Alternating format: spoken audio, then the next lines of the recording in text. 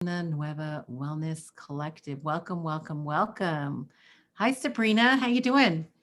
Hey, good. How are you, Holly? Doing okay. We are doing our share about again, and we have two guests today. And Angelica came back, which is awesome. And we have Leon, and I have to thank Angel for, you know, going out and protesting last year in Oakland. I know it was a little bit traumatizing at the time when you went, but it's a year later and things are, at least in the one case that there was a little bit of uh, not all the way justice, but at least someone went to jail for what happened to George Floyd. So that's one small victory that we have. And now we're in a different space and time. Of course, we're still dealing with a lot of police brutality as well, but we're in a space and time with going forward and around COVID and what's happened around Asian violence. And so I just wanted to thank both of you for being here today. We've been having these shareabouts because we just want to see what the community thinks, and we do work with young people. Leon, so we're looking for advice and things from people that have gone through life and have a little bit of wisdom to share. So I'm going to turn it over to Sabrina real quick. We have a very quick little icebreaker we're going to do before we get started. And then we'll just start with some questions. And I know Leon's going to be presenting and sharing stuff. I'm really excited about learning from Leon because I know, as we were saying earlier, we used to work in Oakland. Oh my gosh, on the corner of Franklin and is it 10th? Yeah, you're muted. I think it's Franklin and 10th. I think, yeah. And in Chinatown. And oh my gosh, so many memories working in the Asian community. Yeah. But Sabrina, go ahead. Franklin is seventh. It is You said 10th, it, right? Seventh. Oh, 7th. Seventh. That's Yeah. right. 7th. When you turn the corner, it's 7th. Yeah. Yeah. So yeah. Sabrina. So we've got an icebreaker question. So I'm gonna ask the question first to Holly, and then Holly's gonna keep going, and we're gonna pass it around. But I'll answer it first. And the question is, what element do you most relate to, and why? And I have to say air for me. Not just because I'm an air sign, but because I feel like I'm a communicator and I feel like I'm all over the place, but sometimes I center and come back. But, um, air for me, that just came up. So Holly, Oh, thank what, you. what, what element do you most relate to and why? So it's funny because a lot of my friends think I'm fiery, which my personality is fiery, but it's actually water. So I could be really stormy. But in order for me to find peace, it's like I do prayers to water every morning. And I don't know, you guys don't know this. Okay, I'm going to share. When it rains, I run outside like a little kid and God, it's raining. Yeah, So I've done that. yeah, water's the thing. I love water. Now that I live about an hour away from the ocean, I feel sad sometimes. So getting out to, the bay or a river or especially the ocean, it's just so healing for me and I love it. So water's mine, even Thank though I'm you, sorry. Holly. Thank you. Below me is Leon. Leon, what's your Yeah, element? I have to say water too. Partly because I'm a water sign, but I've always been attracted to water. Um, yeah, like you, I've lived in places where there's miles, hundreds of miles away from either coast, and I felt trapped. And I felt so good when I came out here. I could hear the ocean, and you know. But I think I also just like the qualities of water, where it tries to seek tranquility, but then when it does move, it's really powerful too. So there's both qualities in it that I like, and it runs deep. It runs deep and it floats high. That's right. Thank you, Leon. So, Angelica, what's yours? And what do you prefer we call you, Angelica or Angel? You guys can call me Angel. I can go by Okay. Angel. Okay. Okay. I would actually say water too. I'm also a water sign, and I would say water just because I'm pretty like go with the flow, and water. I'm pretty like adaptable. All these situations that I've been through, and just I just can adapt really quickly and easily. And I do love the water. And you know, the water can get a little turbulent, and I can get a little turbulent too. So that's all for that. Make me be water. Nice. That's wonderful. That's wonderful. I was thinking about, okay, when you do the signs, I'm actually an earth sign. My sun sign is earth. But, and then I guess Gemini that must be air, right? And then Leo. Is Leo fire? I don't know. Those are my 3 signs. But anyways, I'm going off topic, excuse me. But yeah, I love the elements, and I love, you know, it's just something to always be that we're surrounded by. And I also like that, looking out at the universe, like looking at where Sabrina is and how we are. Well, we're here. I know I invited Angel back, and it's been a year later. And the question that she had asked last year are, where are the elders? And right now we're like faced with a lot of craziness out there. And so just a little bit of background. Leon and I, we used to do work with the community agencies or nonprofits in the East Bay, creating graphic arts and silkscreen posters for the Asian community.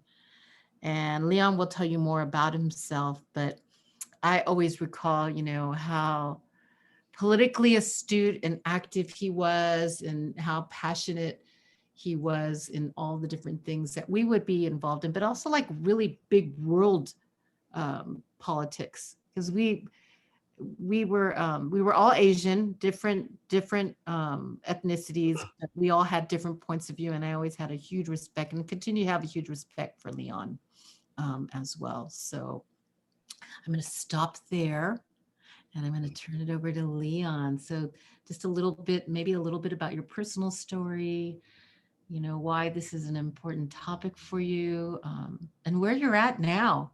You know, given that history is like circling and circling or spiraling, you know, just what's your outlook on that, so we can learn a little bit from you.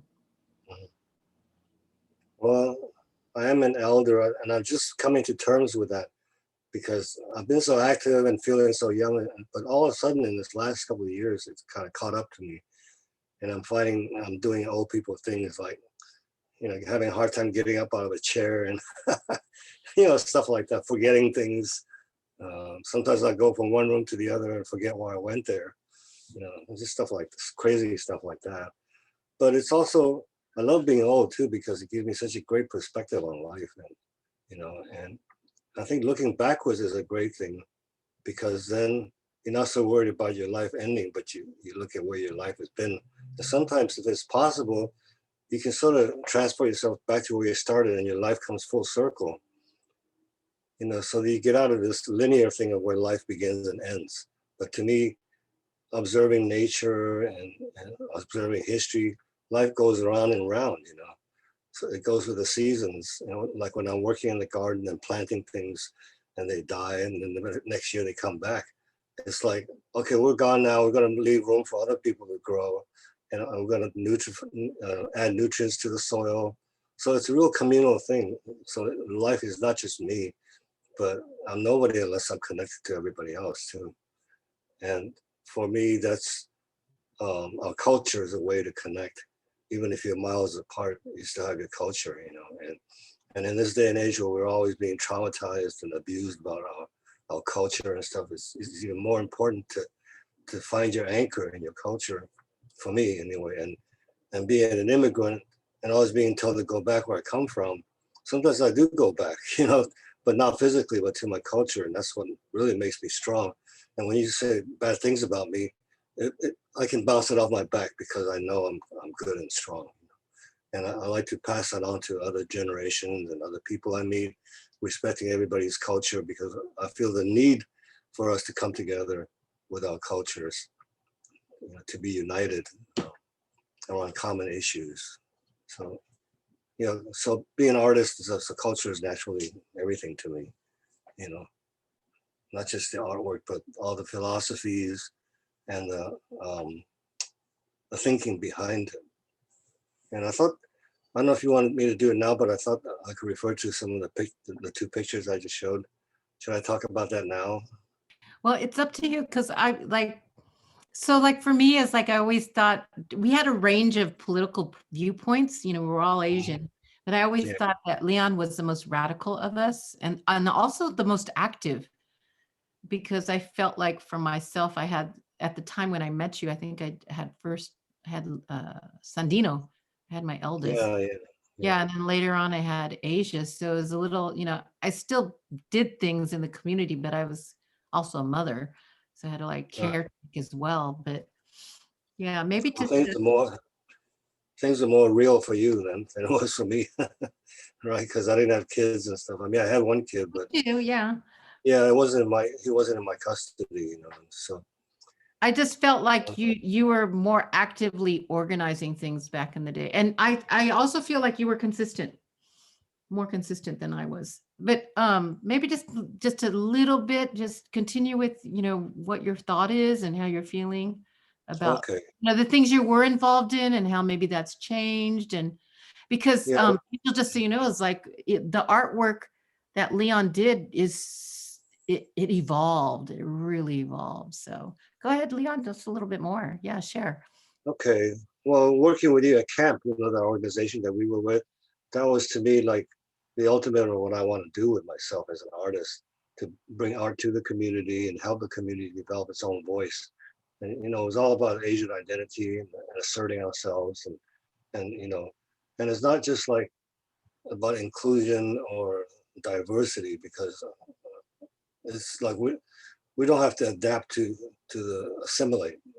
I mean, we do anyway just by living here. You naturally, of course, you're going to assimilate, but that's not like the measure of how American I am. Or I like to think that I'm American, that I have actually something to bring to the table from my culture and from my background, and Mhm. it needs to be respected and recognized. And I want to assert that in a way that's not confrontational, but that I have really something for you to share with you that you can learn from, and we can learn from each other. So stop this othering of each other. So that's, to me, that's important. And it all started because when I was young, when I came here, I was starry-eyed and full of dreams. I thought, when you're overseas, you get American culture. You think it's all like, I thought like all my friends would be like the Beach Boys. we'll go we'll go to the beach and hang out and have fun and all that kind of stuff. And I wanted a white girlfriend, and all that kind of shit, right? So I went through all that, and then it turned out that it wasn't for me. It was sold that way. So it was like a bait and switch. I said, "Fuck, you guys lied to me." You said how great it was when I come here. You come and stuff, and people get beat up and shit. And this current violence with Asians, that's been around ever since the day I came here. My second day in college was being insulted and harassed and bullied racially. So that pretty much set my whole mindset for living in America, because okay, I knew how to do something about this. The situation is not good. And then because I do most of my thinking through reading, because I was brought up in a very sheltered home. So everything I knew I got from reading books and stuff. So once I started reading like the autobiography of Malcolm X and Franz Fanon, the Wretched of the Earth, all these books, wow, it just blew my mind. It just opened it up. So I started looking for people to hang with and stuff, and I made a conscious effort to make friends with all kinds of people, not just with my own culture and race, because that's so important. Because you can talk all about solidarity and stuff, but unless you know people personally, have friends who are of different cultures, it's kind of hard, because that becomes very abstract. And so I've always admired you, Holly, because your friends I've seen are from all over, different people, different backgrounds, and people respect you. So you must be doing something right. Raise all those kids and everything. I hope. Can you tell my kids that? Thank you. That's nice. Sure. Thank you. So it's just off the top of my head. That's and I did join political organizations and left organizations, and I learned a lot through them, because I was in a newspaper section and publications and stuff. We put out Unity newspaper, Unity La Unidad, and also East Wind magazine, and a bunch of stuff. So, and I went as a photographer. I went covering a lot of events. Helped cover the Jesse Jackson campaign, and then I got sent for his campaign. I got sent to the South and toured like 4 different Southern states, and that was an eye opener for me too. Tell us a little bit about that. Well, in 1988, I think it was, he ran twice, right? If I remember, it was 84 and then 88. So our organization really supported him. So I got sent to, me and this African-American woman, we toured the South together, following Jackson through all his tours. And that was a trip in itself. This Asian guy with a black woman driving down the freeway, and these people will pass us, and all of a sudden the brake lights will come on, they'll slow down and look. I see, yeah, that's us, you know, what are you looking at? Well, I wasn't that, you know, confrontational about it, but we were laughing. And people would actually screech to a stop and kind of slow down and look just to stare at us like, God, we landed from Mars or something. But anyway, that was a real incredible experience for me, the people I met. And when people talk about Southern hospitality, I thought it was real. And what was interesting is you travel through the little towns and the suburban places there, it's still really segregated. I mean, you can go from town to town and be pretty much all black, and you would know, if you came from outer space and you came landing here, you would think that everybody's black. Or if you landed in the other place, you would think everybody was white. You know, and that was in the 1980s, you know. But the communities I traveled through were mostly black, and it was so nice and hospitable and warm, and people invited me to the homes like they had always known me, you know, and nobody said anything weird like, you know, where are you from? No, where are you really from? You know, when they said, where are you from? I said, oh, San Francisco. They'll go, oh, how nice, you know. And, you know, it's like they have an open mind and the mentality of a learned mentality. It's really satisfying. And a lot of black people I saw there were on the farm, on the land. Because here I'm used to urban people, cities and stuff. So over there, wow, it's a trip to see people on the land. They're tending to the chickens and stuff. And the food was just incredible. It's a lot of Southern comfort food. It's like, but yeah, it was just a great experience. One of the best American experiences I've had, to see what the country's really like in different places, you know. So yeah, I have a lot of photos from that, which I'm proud to tell you that the Stanford University is going to take them into their archives. So all my photos are took. Wow, that's amazing. So yeah, so another year or so, Wow. you'll probably be able to go. If you're doing research, you can probably go find stuff on there. That's awesome. Did Yeah. you also write, or did you mostly do photographic work when you were doing a lot of your I political? did pretty much everything. I wrote the graphic design, made posters. I wrote some articles, but mostly visualized photography and graphic design. And work in a dark room. There used to be still like chemicals and film and all that, you know. Yeah. So then, yeah, I think by year 2000 was a major change in my outlook, because the political movements were kind of fizzling out, and the organization I belonged to kind of imploded on itself. And so a lot of us who were activists were kind of left out on our own. And I had always been interested in spirituality as well as politics. And when I was younger, I chose the political path because it was more immediate, and I was a much angrier person. You know? So, and I thought, you know, I was interested in Buddhism then, but I thought it was too slow, man. There's no turning the other cheek for me, you know. I was going to get in there and fight somebody. Yeah, but then I realized after all those years that, you know, there's a whole side of me and other people, my comrades, everybody who we weren't really recognized, acknowledged the inner spiritual development and the growth, and you know how we take care of each other as persons and not just class struggle all the time. And how important this individual health and healing is is for your political and social work, because you can't help others if you're sick yourself, and that's mentally and spiritual health as well. So in these times when there isn't much of a movement as such that you can sort of rely on to carry you on when you're not feeling quite strong, but you just have to really find the strength in yourself and then in each other through your personal relationships, and how you give to each other. Other people help strengthen you yourself too. I really found that out as I grew older, that how, when they say giving is better than receiving, it's how true that really is. So I'm down and out. If I'm feeling down and out, stop focusing on myself and see how I can help others.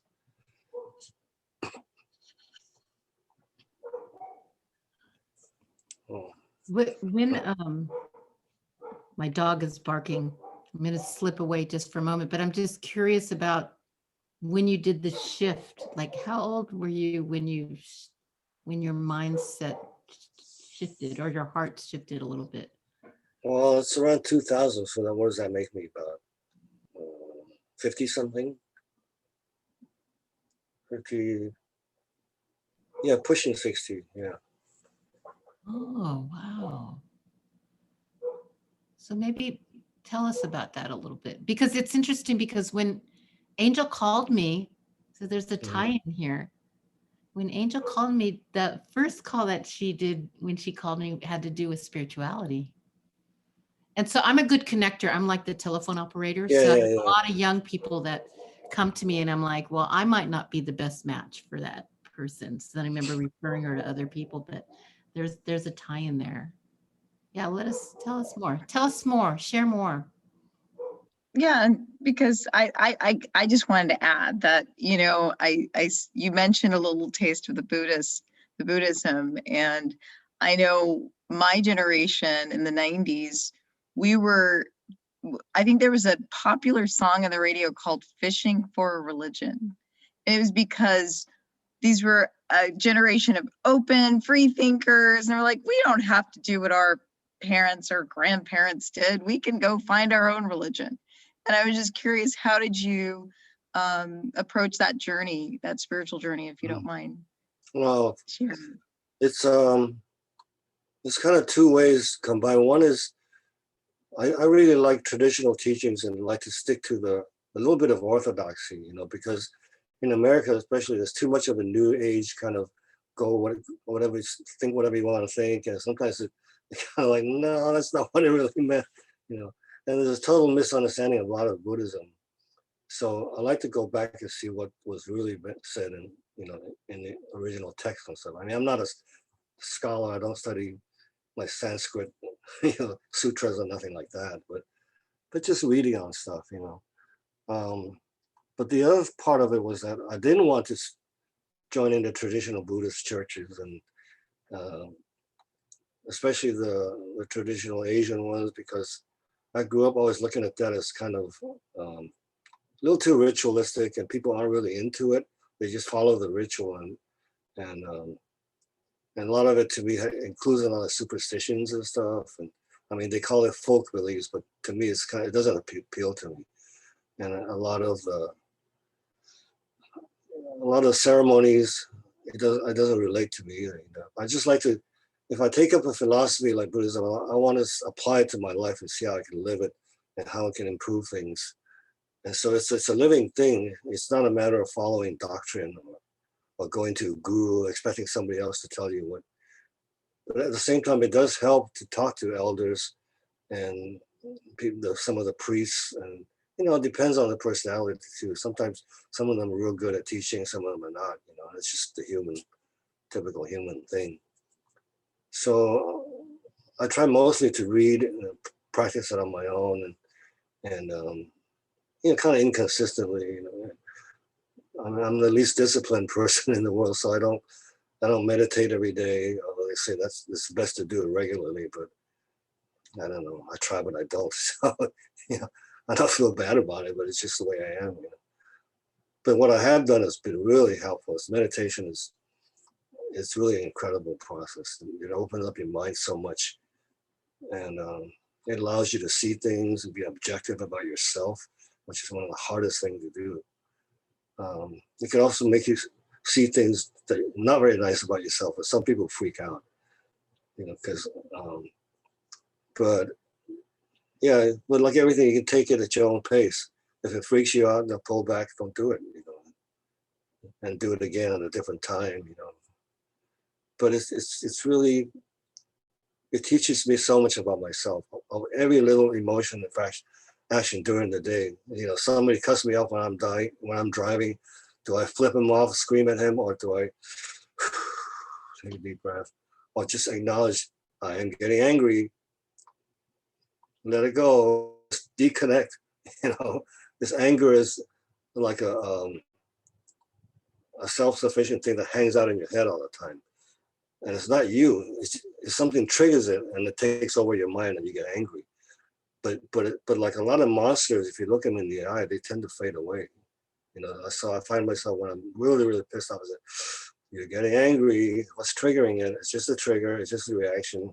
And then almost immediately it goes away. I say, yeah, that's right, it is. So then it's gone. Of course, it's going to come again, all different times. You're never really out of it. I mean, maybe over a lifetime you can get to a higher level, and you get better karma, and you can come back as in a better life. I don't know. Maybe you come back as a dog or something, which is better. I want to bring Angel in to this conversation too, because I know Angel meditates a lot. Like, how has that helped you? How have things evolved in the last year? And this is our another talk with yet a different elder. How is this helping you frame your life, or leading you in a different direction, or a direction? Well, with meditation, honestly, I have not been meditating, but when I do, I feel completely different. It's kind of just like a weird feeling. Like you said, like you just kind of notice the anger. You're just kind of just noticing your thoughts when I'm meditating. And then like at the end of my meditations, I read it in this book. At the end, I just like give myself like love and like lots of light and stuff, and then give all that love and light to all the people that I love, and then all the people that I don't really love. So that last part of the meditation, I don't know, it was like a really weird feeling. It made me feel like more like calm and just like, okay, like whatever, like just let it go. But I do need to meditate. But it has helped me a lot. I don't know why I'm not disciplined with it, but like you said, it just happens, Leon. Like you said, it just sometimes we just don't do it. Yeah, me You were too. meditating a lot last year, I remember when I talked to you before. So I'm kind of a little bit, I'm a mini meditator. Is that a word? I mean, because I have my morning meditations is normally what I do. Is I have like a little morning ceremony ritual that I do. But I know Leon has some other things to share too. Like, I'm not sure where we want to go with this too. It's like, I've learned so much just in terms of like how you evolved, but where do we find strength? Like, where do we find strength and stability? And so I remember, and so it's interesting that you had said that you had a lot of anger in the past, because it showed in the artwork. Like the artwork Oh yeah. that you had in the past was like really like, let's fight. It's like, let's get out there and we're hitting the streets. And so it was like a lot of political stuff. And we used to have like a lot of political discussions and stuff. And then things changed. For me, what I recall is, so Leon has dogs. They have dogs. And I remember that you were doing artwork with your dog. And I'm like, Right. and my brain was like, is that? Is that him? Yeah. So maybe let us know, maybe you might want to talk about your art a little bit, and that evolution. Yeah. I think the evolution was a real difference in thinking. You can trace it all back to thinking. Like like anger. When you're politically involved, there's always a justifiable anger. You know, you feel justified.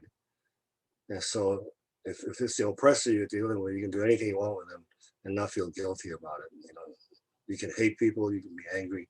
And to me, it just didn't seem to get us anywhere, you know, because it just goes back in a cycle. Because when you hurt somebody, they're going to hurt you back. And if you keep it up, then it's just never going to end, you know. So then where can it stop? Then you can say, well, it stops with me, I'll start. And okay, I might get hurt doing it, but that's a chance I'm willing to take, you know. And so what makes you willing to take the chance then is faith. It's just faith. You know, that, I don't know how to describe it, but, you know, religious or spiritual people would know what you mean by faith. And faith is so important. And so then that translates to faith in yourself as well. Yeah, I think all the times that I found the most strength in myself was when dealing with the hardest times, the really, really hard times that I had to deal with. That's where somehow I found it in my gut. There's a certain me there, or a part of a larger consciousness, or something as God or whatever it is. It's, I don't know. It's something I feel into it, but I can't. It's hard to explain it or intellectualize on it. You know, like this whole period of the COVID thing. You know, the combination of COVID and Trump and all that.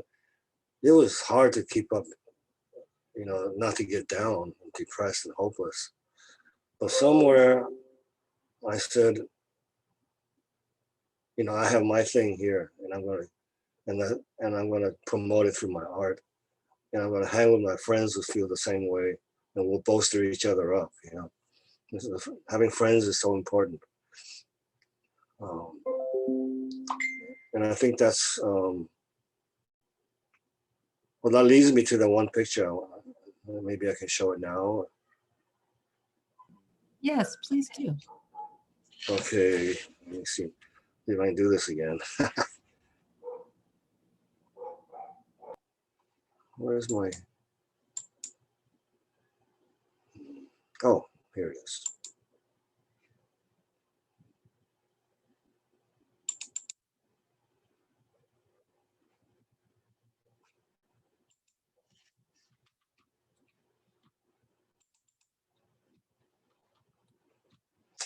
Oh, I wanted the other one.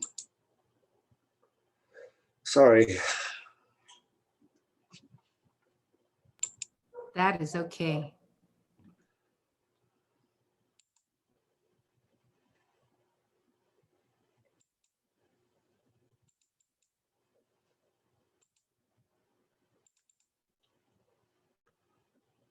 Okay, you see the caterpillar? Not yet. You have to reshare again. Yeah.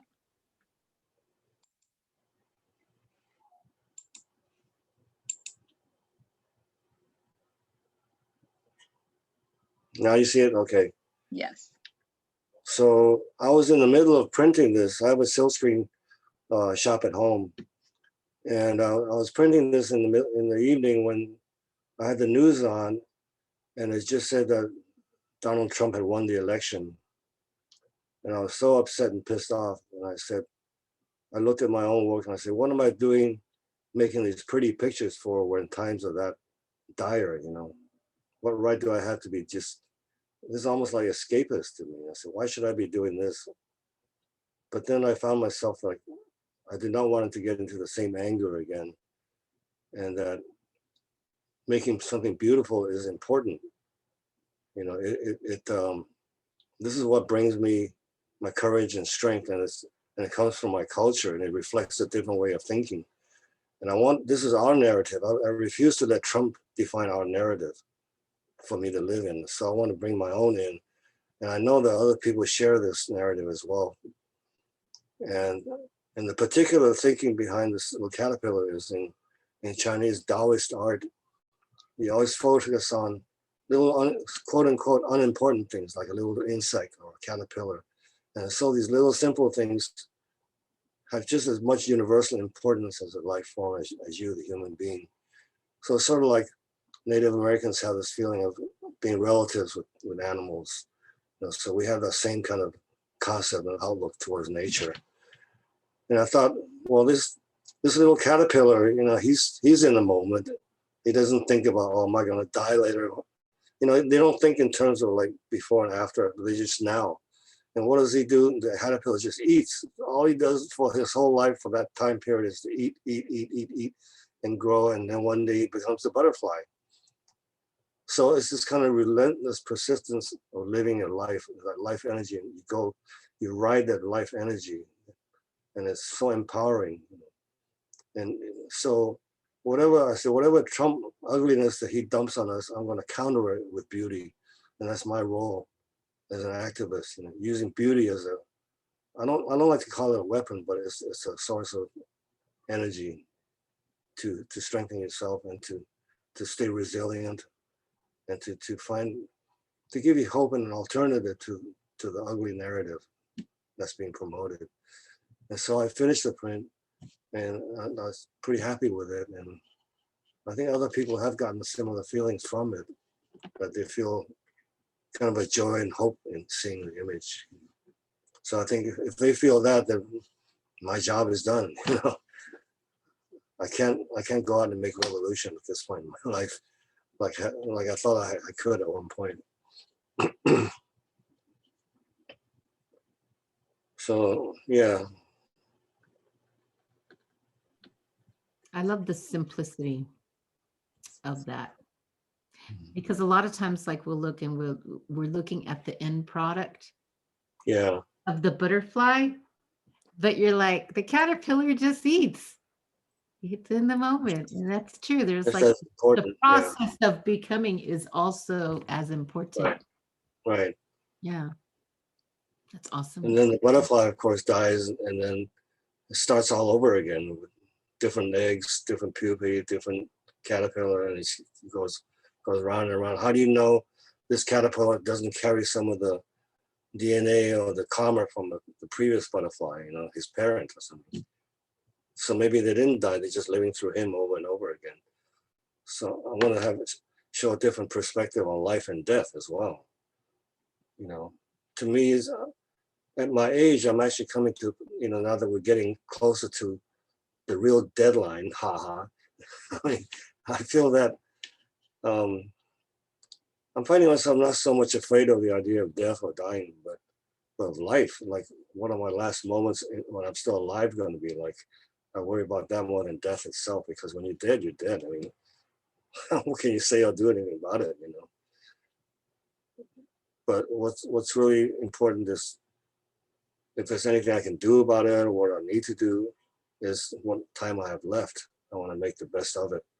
So when I do die, I'll be comfortable, at peace with myself, So I mean, when you look at it, if your whole life, the minute you're born, you start the dying process, So it's just a matter of how much you're aware of at the time, how much you appreciate, and how much you're grateful for that you're alive, you have lived an interesting life, and you continue to live, and you make it what it's going to be.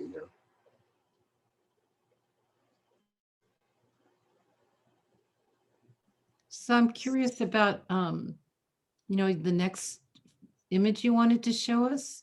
Oh, okay. And then I probably have a question after that, but maybe let's look at that. Okay. I just have to redo the chair. Or maybe while we're getting that ready, I'm just curious about, like, Angel and where she's at, and, how she's feeling about what's going on, kind of related to what we're looking at. As we look at the water animal. What are your thoughts right now, Angel?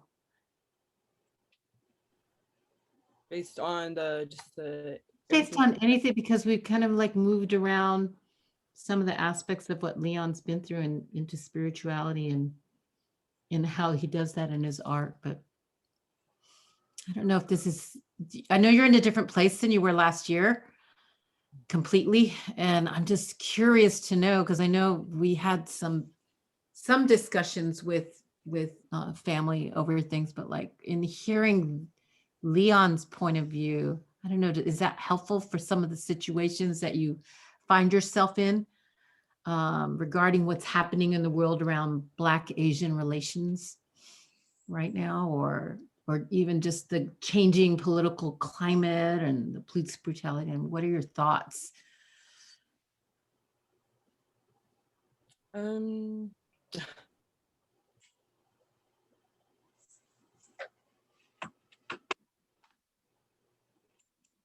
I don't know. You're just taking it in. Yeah, I'm just kind of just he was discussing a lot. I'm not I don't know. We can come back and. We'll come back. We'll come back. Yeah, We'll come back. talk about the current image and then come Yeah. back. Yeah. So where are we at with this current image, Leon? Okay. I guess a couple of years ago, we started seeing a lot of whales being beached on the shore here around the Bay Area. And I was so saddened by that. And especially when I went down to the beach and I saw like kids climbing all over it and people taking selfies with it. And I thought that was so disrespectful to something that's actually, to me, is kind of sacred, you know, this beautiful, huge animal. And it's so sad that you know why it died is because of, you know, because we've either polluted the oceans or the ship might have struck it, you know. And so, again, I wanted to use beauty to sort of as redemption, you know, for his suffering, for the whale's suffering. And to, instead of seeing this carcass that's rotting on the beach and having people climbing all over it, I wanted to restore it to its beauty and this, you know, the subtle colors and just, but also have it kind of accept the fact that it is beached and something did happen to it.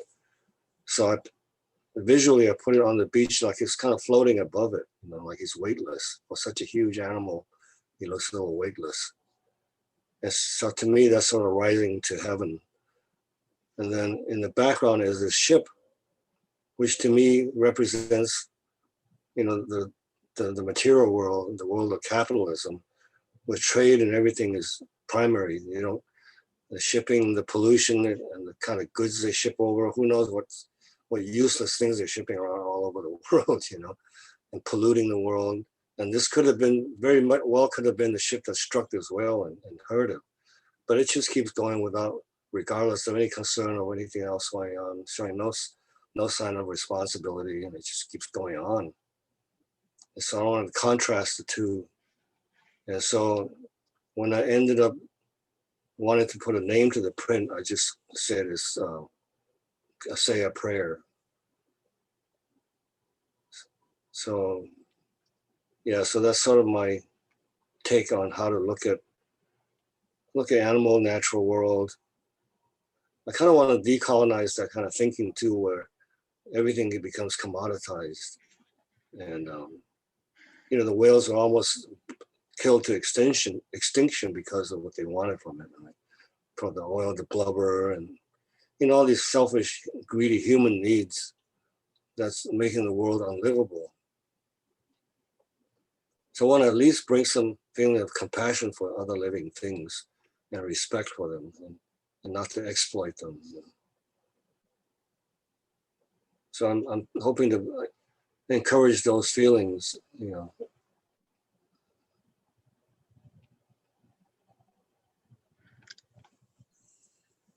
I like this piece.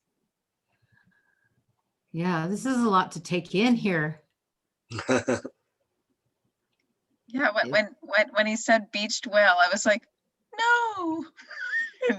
I like that you kept it, you know, in its beautiful state, you know, rather than what its carcass looks like on the beach. Yeah.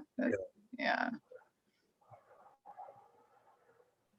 Well, in some ways, I'm thinking, and you guys could chime in, you know, like the current situation, like you brought up capitalism and, you know, the current situation that we're kind of in, where, what's the best way to put this?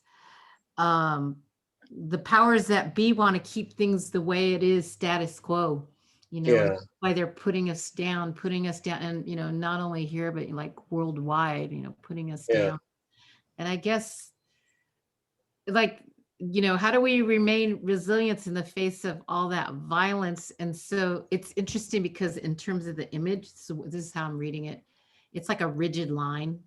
It's like that rigid line of the ship going forward, you know, just kind of like in the same way Yeah. government move forward, but then the beauty of the whale, you know, I guess when you're talking, I was feeling like, oh my God, we're beached, but we're still beautiful. And there is still, yeah, and then the title is a prayer. And so it's really interesting because, you know, I was with my family yesterday and we were talking about different stuff. And I was like, yeah, I believe in the power of prayer. That's me personally. Not that everybody else needs to believe that, but I know in my lifetime, I've seen how it's changed a lot of things.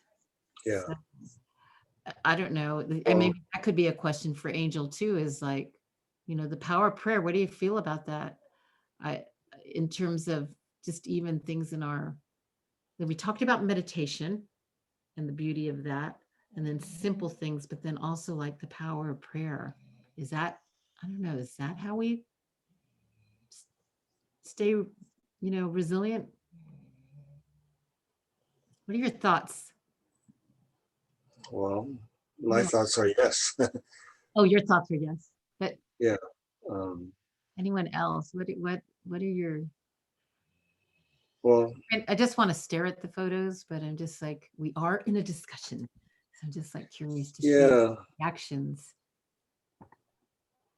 I think, well, you know, when I went to Standing Rock, all the different native peoples from different tribes and nations that came there, they all said we came to pray, you know.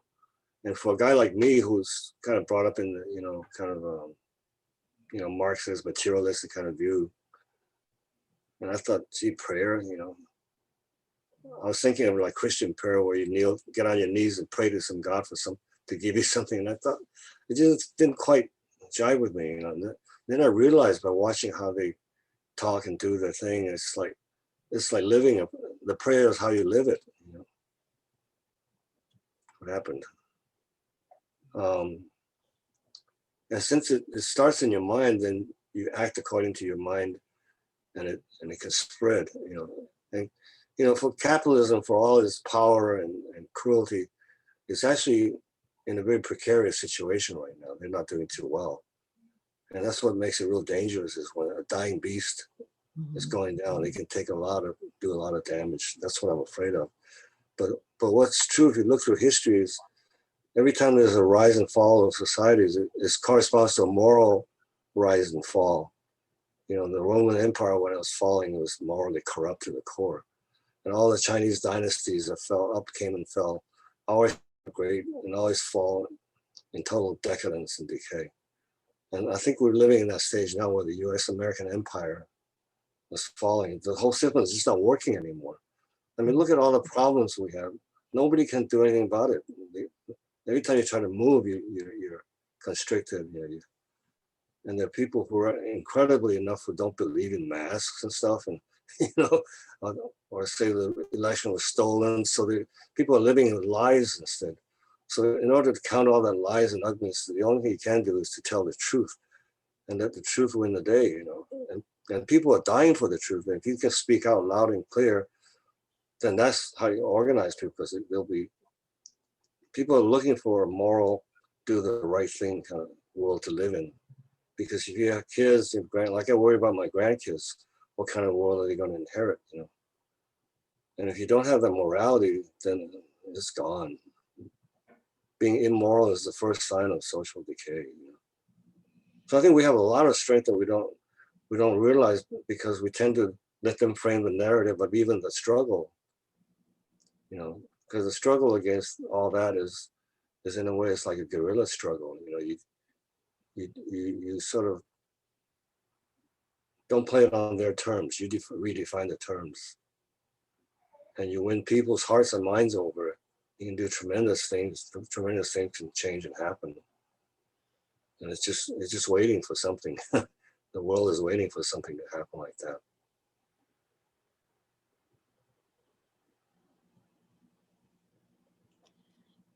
So we're coming up on the end of our time together, and I think I've learned a lot. And I'm wondering if each of us can just maybe have something that they want to share in this moment, whether it's, you know, something around hope or something around unity. I'm glad you brought up, so for me, I'll start. I'm glad you brought up Standing Rock, because like you, I also went to Standing Rock, and I was told um, when I got there that the prayers that they put out called all the people in to help. And of course, you know, afterwards, after it was all dispersed and, you know, everyone, of course, that issue is still going on around, you know, the pipeline and all the pipelines. But, you know, the word was to go back to the locations, to our locations, and to work locally. Mhm. So you take that word and whatever we're working on. And at the time, a lot of it's really around the environment, but there's so many other issues now as just Yeah. with with our local communities. And I know that Angel's in Vallejo and Sabrina's in Oakland. Now I'm in Santa Rosa, but for me, it would be, you know, prayer, local activity, local work, and unity. I mean, I think for me, that's the main thing, is like unity. Keenan and I always talk a lot about what's going on in the world and how to get more unity, solidarity. So with the groups, which I don't know, I guess for me and you, Leon, anyways, in our time period, there's, to me anyways, seemed to be a little more than there is now, but I could be wrong. That's just my observation. So I do want to turn it over to Angel, and I know you're taking a lot in, and I'm just curious to know what your thoughts are on anything that Leon has shared tonight, to share his story and some of his artwork, but then also some of these many great messages for us. So I had my little takeaway, but what about you? What's your takeaway? Um, well, one thing on unity that we didn't really bring up, but I think is important. From what I've seen, I don't see as much unity with everything that's going on, specifically, with the Black community and the Asian community. I feel like we should find like a way for us to come more together, because at least from what I've seen, it seems like we're kind of all like kind of doing our own thing. We're like, okay, we're gonna worry about us and we're trying to get this done, and then we got our own stuff going on, so we got to focus on us. And then Yeah. and sometimes it goes to, oh, we're pointing the finger at each other, or like yeah, I see a lot of that. So I'm not sure how we can just be, more in unity together. Especially it's kind of weird seeing that, because I'm half Black and I'm half Filipino, so I see both sides, and we're all the same, we're all in the same race, we're all being discriminated against. And yeah, I think there should definitely be like some more unity around that, and a lot of prayer. Yeah, I also do believe in the power of prayer, from just past experiences, prayers, miracles that I've seen and witnessed myself. If you want to know about the miracles, I can tell you about them.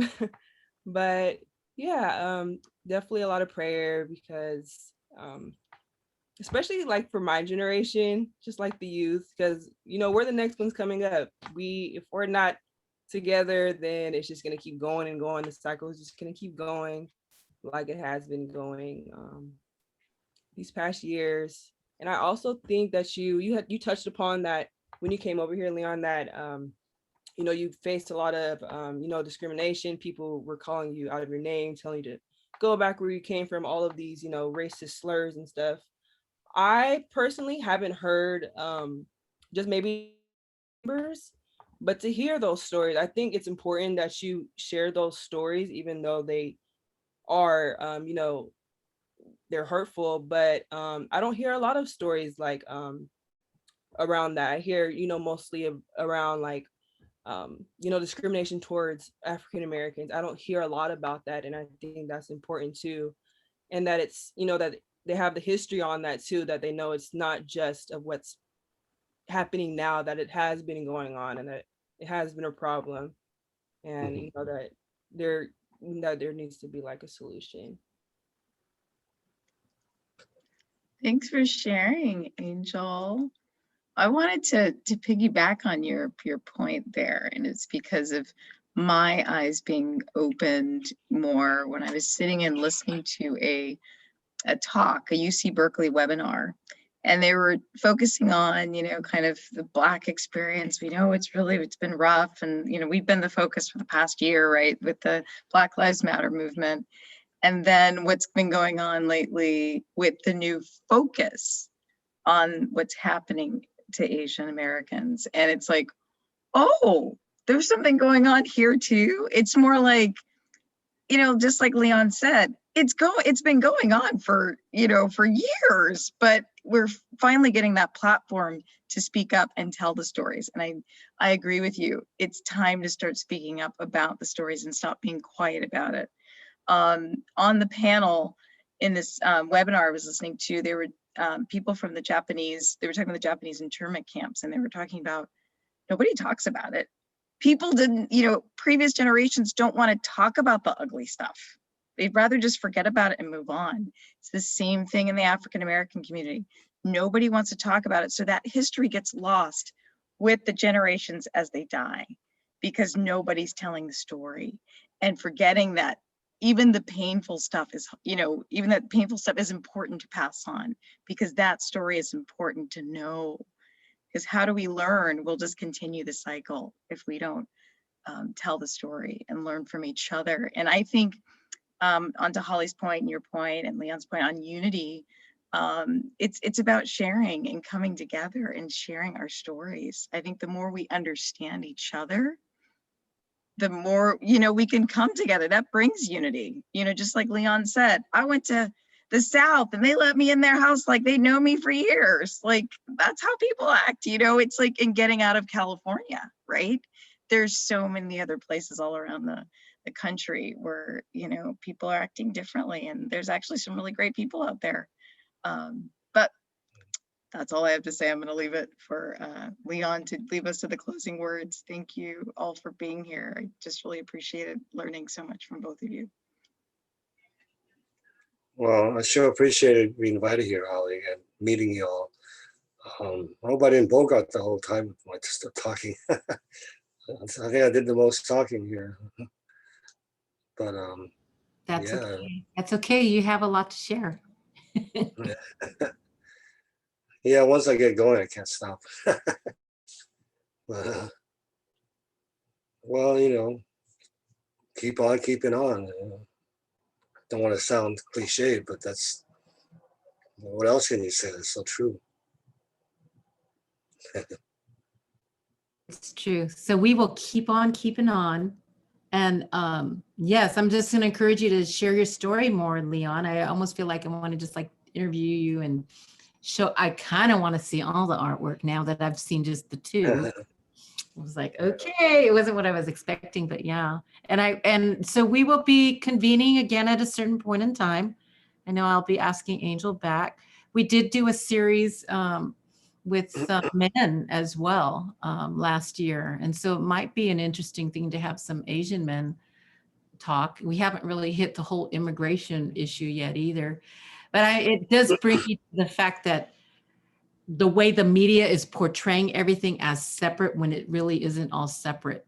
Like there's this group, there's that group, there's that. Well, it's all really, we're being attacked on all levels in all ways, but the way they portray it. So I think we're probably this year going to be mixing it up a little bit, and Angel, there's another woman that's mixed Filipino Black as well that I've been talking to her individually. And I think that's a whole other thing that we could be talking about, because there's the issue of colorism.